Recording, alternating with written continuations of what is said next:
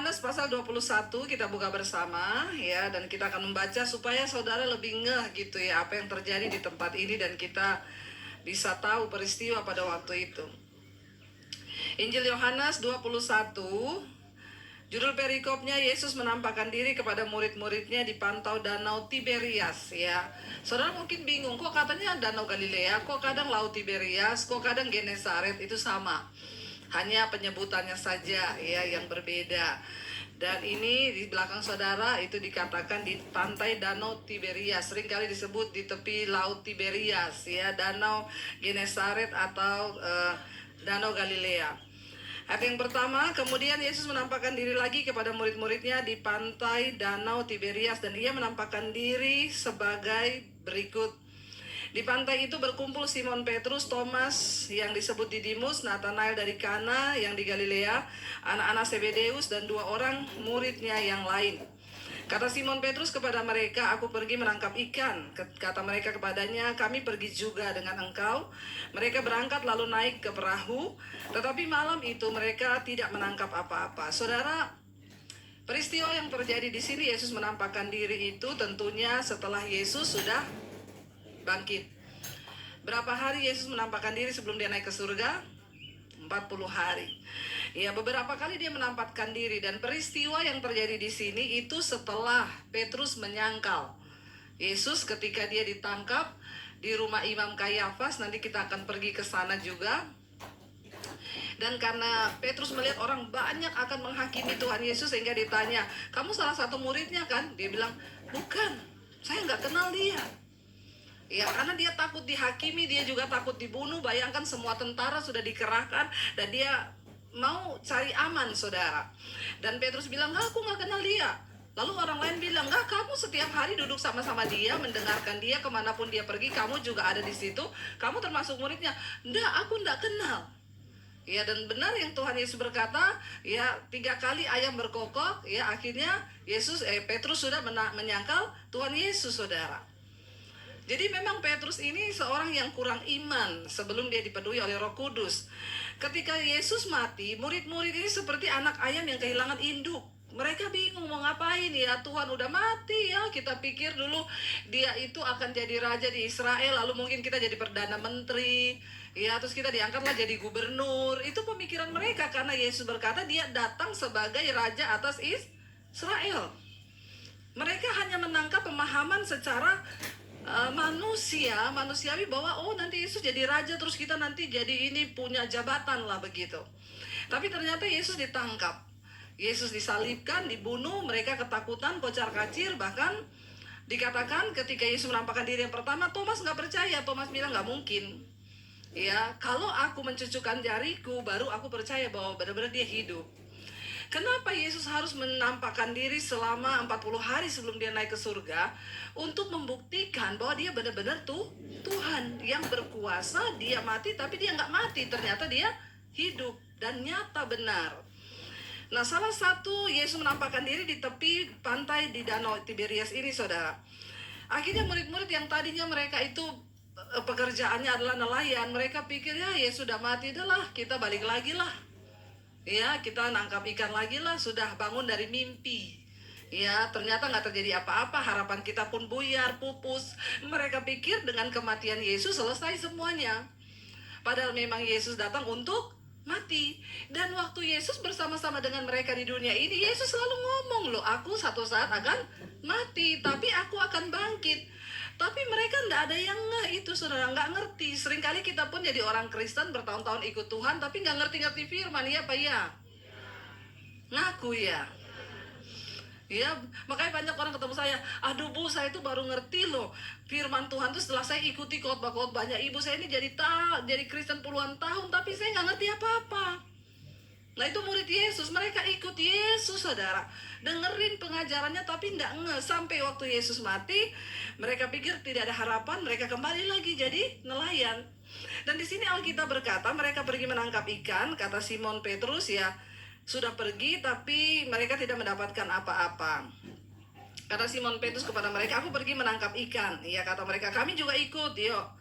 Dan mereka berangkat naik perahu, tapi malam itu mereka tidak menangkap apa-apa. Ketika hari mulai siang, Yesus berdiri di pantai. Akan tetapi murid-murid tidak tahu bahwa itu adalah Yesus. Ya, mereka nggak kenal Yesus lagi, saudara. Saking sudah sibuk dengan nelayan, menangkap ikan. Banyak kan kita juga begitu, udah sibuk, udah nggak kenal lagi suara Tuhan, nggak ngerti lagi Tuhan ngomong. Waktu bikin dosa, Tuhan tegur kita juga udah nggak peka lagi. Pokoknya udah nggak tahu Tuhan lah. Ketika hari mulai siang itu Yesus berdiri, tapi murid-murid nggak tahu. Ayat 5 kata Yesus kepada mereka, "Hai anak-anak, adakah kamu mempunyai lauk pauk?" Ya, jawab mereka apa? Tidak ada. Yesus nggak tanya kamu dapat ikan nggak. Yesus tanya, di rumahmu ada lauk pauk nggak? Saudara, betapa Tuhan kita tuh Tuhan yang peduli kan? Bahkan sampai lauk pauk pun Tuhan tuh mikirin loh.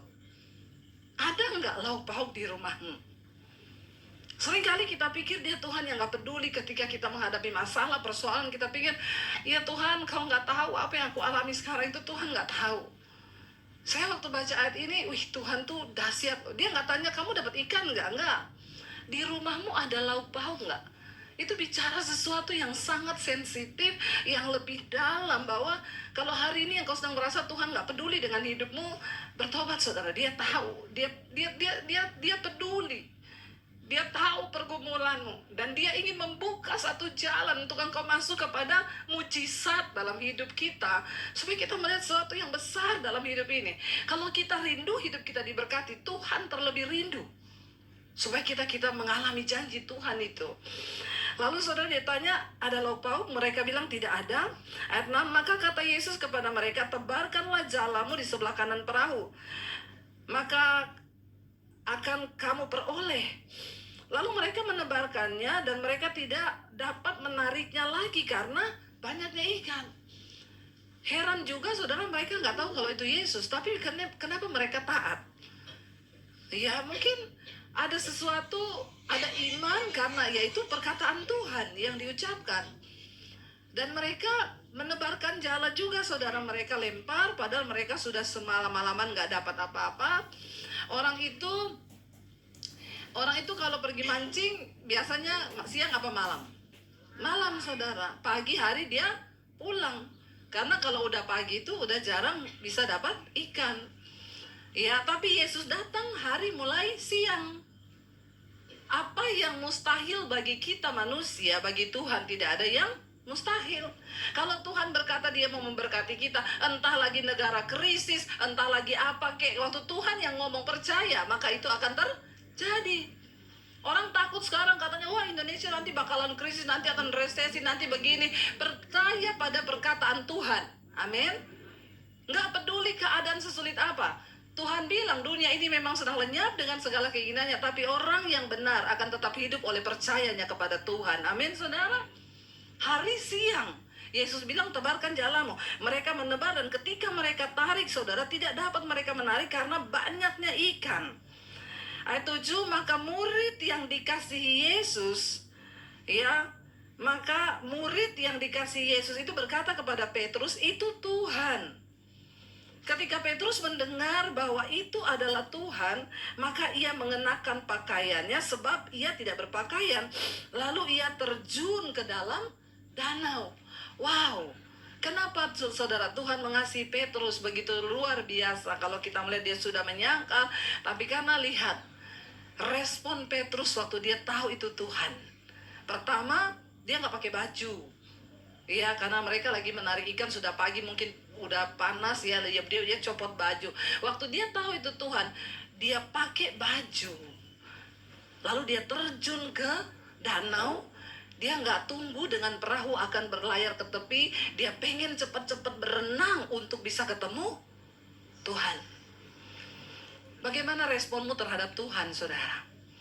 Kalau kita pengen hidup kita diberkati, yang pertama, ayo hormati Tuhan. Amin. Petrus pakai baju itu tanda dia menghormati Tuhan, karena dia pengen ketemu Tuhan. Yang kedua, dia terjun turun dari perahu. Dia nggak peduli itu danau mau dalam mau apa. Pokoknya dia pengen, aku segera berenang karena aku pengen ketemu dengan Tuhan Yesus. Apakah dalam hidup kita pengen selalu untuk ketemu Tuhan? Kalau hari ini saya cuma mau bilang, waktu kau coba hidup dengan kekuatanmu sendiri, kau akan capek dan lelah, saudara. Karena sesungguhnya tidak ada kekuatan kita yang bisa mampu membuat kita bisa menjalani hidup kita di dunia ini yang berat. Tapi ketika engkau mengalir bersama Tuhan, menghormati Tuhan itu loh. Bagaimana cara kita menghormati Tuhan? Persembahkanlah hidupmu yang kudus. Roma 12 ayat yang pertama. Karena itu saudara-saudara, demi kemurahan Allah aku menasihati kamu, supaya kamu mempersembahkan tubuhmu yang hidup, yang kudus, dan yang berkenan kepada Allah. Itu adalah ibadahmu yang sejati. Ibadah yang sejati bukan cuma datang di gereja tiap hari Minggu, terus nanti di luar kita bersinah, kita mabok, kita ngerokok, kita melakukan segala yang tidak berkenan pada Tuhan. Tapi hidup ibadah yang sejati itu mempersembahkan tubuh ini yang hidup, yang kudus, yang berkenan kepada Allah. Itu cara kita menghormati Tuhan. Dan orang-orang yang hidup menghormati Tuhan, mereka akan disertai Tuhan. Mujizat akan terjadi, saudara, dalam hidup mereka. Ya, dan Petrus langsung pakai baju, dia terjun ke danau, saudara. Dia langsung pengen berenang untuk ketemu Tuhan Yesus. Ayat 8 di sana dikatakan, murid-murid yang lain datang dengan perahu karena mereka tidak jauh dari darat, hanya kira-kira 200 hasta. Tadi Geva udah bilang kira-kira 100 meter. Dan mereka menghela jala yang penuh ikan itu. Ketika mereka tiba di darat, mereka melihat api arang di atasnya, ikan dan roti. Yesus ternyata sudah menyediakan lauk pauk. Udah ada api, udah ada bara, Yesus sudah ada roti di situ. Kata Yesus kepada mereka, bawalah beberapa ikan yang baru kamu tangkap itu. Simon Petrus naik ke perahu lalu menghela jala itu ke darat. Penuh ikan-ikan, 153 ekor banyaknya. Dan sungguh pun sebanyak itu jala itu tidak goyah. Tadi sudah Geva jelaskan, itu adalah bicara tentang simbol 153. Ya, artinya dalam simbol orang Yahudi itu berarti aku adalah Tuhan. Kalau kita percaya dia Tuhan, saudara, di tengah keadaan yang tidak ada apa-apanya, murid-murid nggak bisa menemukan ikan 1 ekor pun. Di rumah tidak ada lauk pauk. Tapi waktu mereka menghadirkan Tuhan, Tuhan datang dalam hidup mereka. Apa yang terjadi? Mujizat. Bahkan jala mereka tidak cukup, bahkan perahu mereka nggak cukup, sehingga murid yang lain datang dengan perahu lagi untuk bisa mengambil semua ikan-ikan itu. Ya, dan dikatakan di sana, kata Yesus kepada mereka, marilah dan sarapanlah. Tidak ada di antara murid-murid itu yang berani bertanya kepadanya, siapakah engkau? Sebab mereka tahu bahwa ia adalah Tuhan. Yesus maju ke depan, mengambil roti dan memberikannya kepada mereka.